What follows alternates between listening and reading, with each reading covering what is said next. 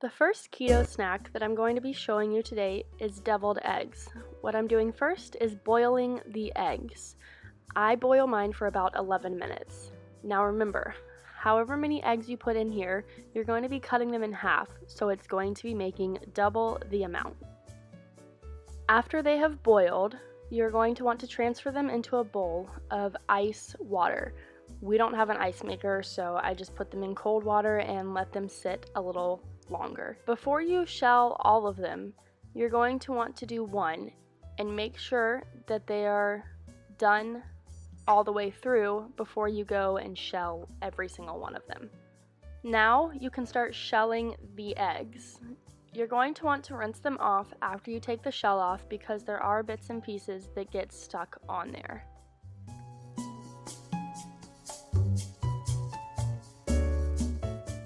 Next, you are going to want to cut them in half. You can cut them this way, or you can cut them this way.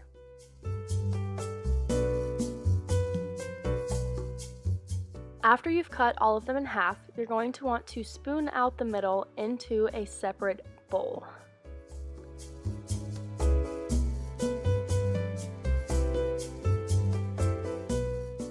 Next, you're going to mash up the yolks with a fork.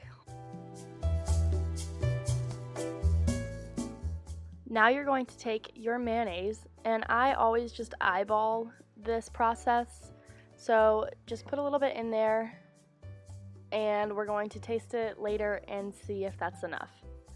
I do the same thing when I put the mustard in. Now you're just going to combine all of those things, stirring it up real good.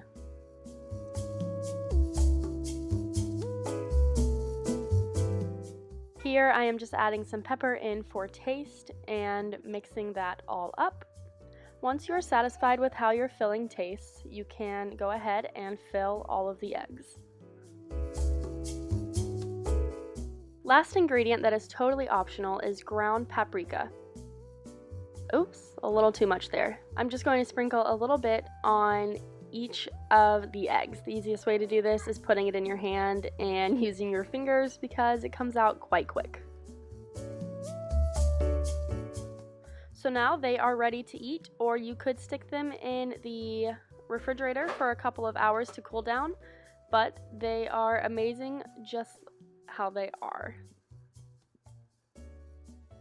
This second snack I'm going to show you is so easy, you literally don't even need a plate. You just need mozzarella. This kind is at Walmart and it is pre-sliced, and nature's seasoning.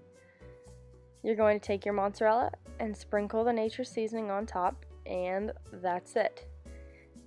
This is so good, and you can also add olive oil and tomatoes on top if you want to add more to it. For this next snack, you will need large pickles. You're going to cut the pickle in half. I wouldn't recommend scooping the innards into the bowl because it did make the tuna very runny, but you do want to create kind of a bowl area in the pickle. Now you take your tuna and you're going to want to drain it and then empty it into a bowl. And then you're going to add your mayo. I'm also adding some pepper, but you can add whatever spices you want. And then mix it up. And then you're just going to load it onto your pickles and enjoy. For this next and last snack, you will need pepperonis, banana peppers, and French onion dip, and any cheese of your choice.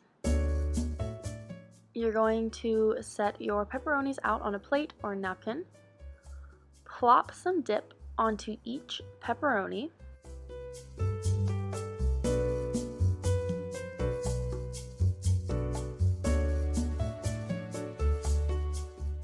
take your banana peppers and rip them into small pieces and put a piece on each one of the pepperonis.